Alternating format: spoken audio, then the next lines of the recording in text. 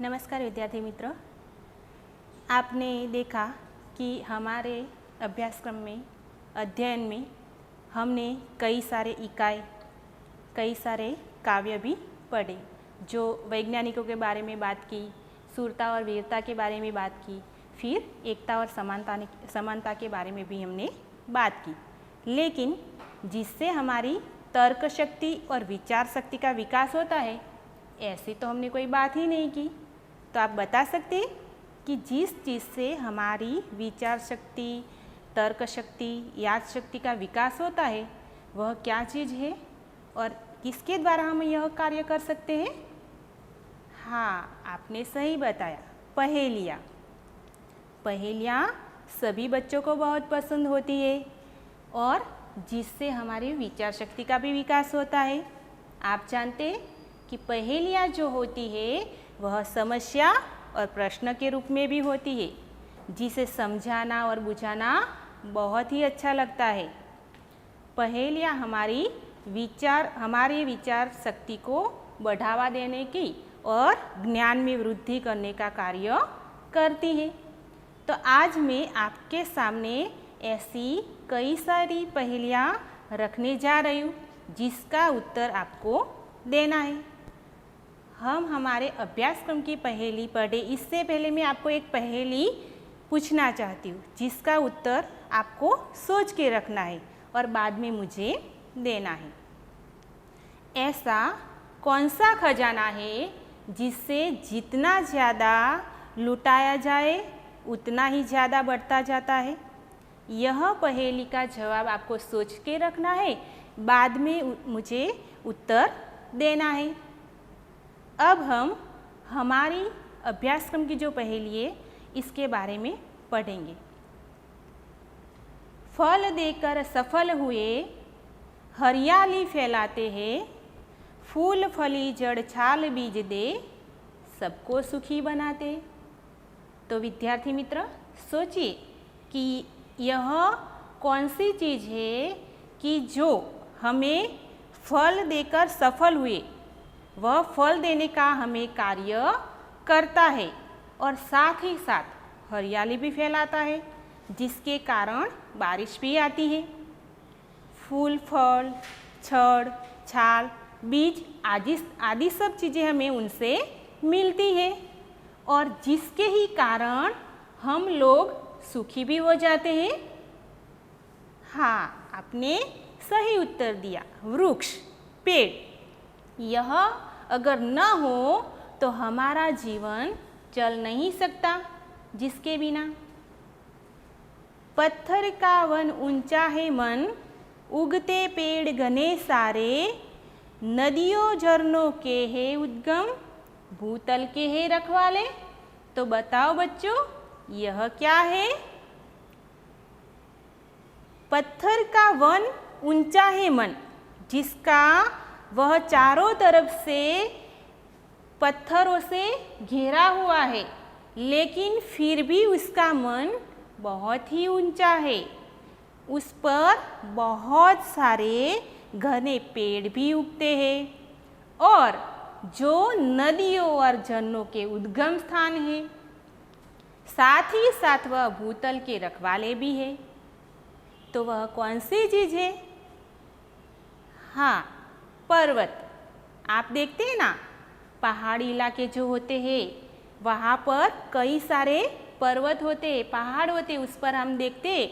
आपने पर्यटन में देखा होगा, प्रवास पर्यटन में देखा होगा, पहाड़ी इलाकों में भी गए होंगे, जंगल भी आपने देखा है। तो उस पहाड़ों पर कई सारे वृक्ष, पेड़ देखने को हमें मिलते हैं, हरियाली देखने को मिलती है और जिससे नदियाँ बहती है, जिसमें से नदियाँ बहती है और भूतल यानी कि जमीन के भी वह रखवाले। पर्वत से क्या होता है कि नदी या बारिश में जब मिट्टी जब बहती चली जाती है तो वह पर्वत से वह पर ही अटक जाती है, तो वह है पर्वत।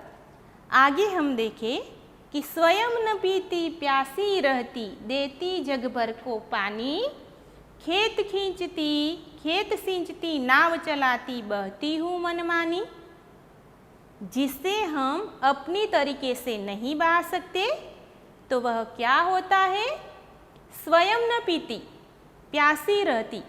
जिसके पास बहुत सारा पानी होने के बावजूद भी वह खुद प्यासी ही रहती है। लेकिन दुनिया भर के लोगों को, जगत भर के लोगों को वह पानी देने का काम करती है। खेतों की सिंचाई करने में और नाव चलाने में भी वह काम आती है। लेकिन उसका रास्ता कोई मनुष्य नहीं बना सकता, वह अपना रास्ता खुद बनाती है, यानी कि मनमानी बहती है। तो वह क्या हो सकता है बच्चों? नदी। हाँ, आपने सही उत्तर दिया, नदी। यानी नदी वह अपनी तरीके से बहती है, हम उसे अपनी तरीके से बहा नहीं सकते। आगे देखें, तन है मेरा हरा भरा, रस से सदा रहता भरा, भीतर से मैं हूँ लाल, प्यास बुझाकर पूछूं हाल। तन यानी कि शरीर, जिसका शरीर हरा भरा होता है और रस से सदा भरा होता है, भीतर से लाल रंग का होता है और सबको गर्मियों में प्यास बुझाकर सबका हाल पूछता है, तो वो है तरबूज। आप देखते हैं ना कि गर्मियों की सीजन जब होती है, गर्मियों में हम ज़्यादातर इसका इस्तेमाल करते हैं। उसका तन यानी कि शरीर जो होता है वह अंदर से बहुत ही हरा भरा होता है, रसीला होता है, बाहर से हरे रंग का होता है और सदा ही रस से भरा होता है। जब हम इसे गर्मियों में खाते हैं तो पानी पीने की भी ज़रूरत नहीं रहती, तो वह है तरबूज।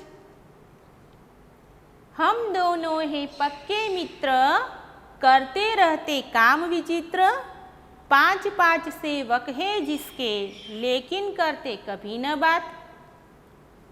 पक्के मित्र तो है दोनों, लेकिन यह पक्के मित्र एक दूसरे के साथ रहकर विचित्र और अनोखे काम करते रहते हैं। जिसके 5 सेवक भी हैं, लेकिन कभी वह एक दूसरे से बात नहीं करते। तो बताओ बच्चों, वह क्या हो सकता है? हमारे दोनों हाथ।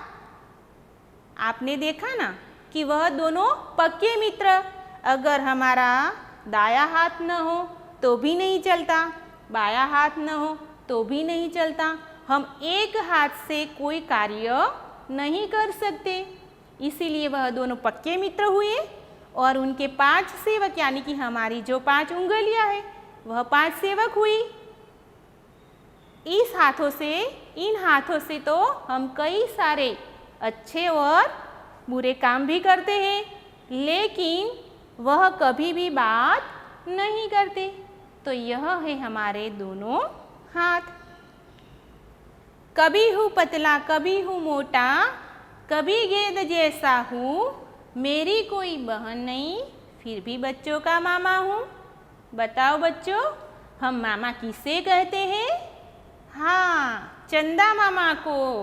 तो यहाँ पर क्या कहता है कि कभी हूँ पतला कभी हूँ मोटा।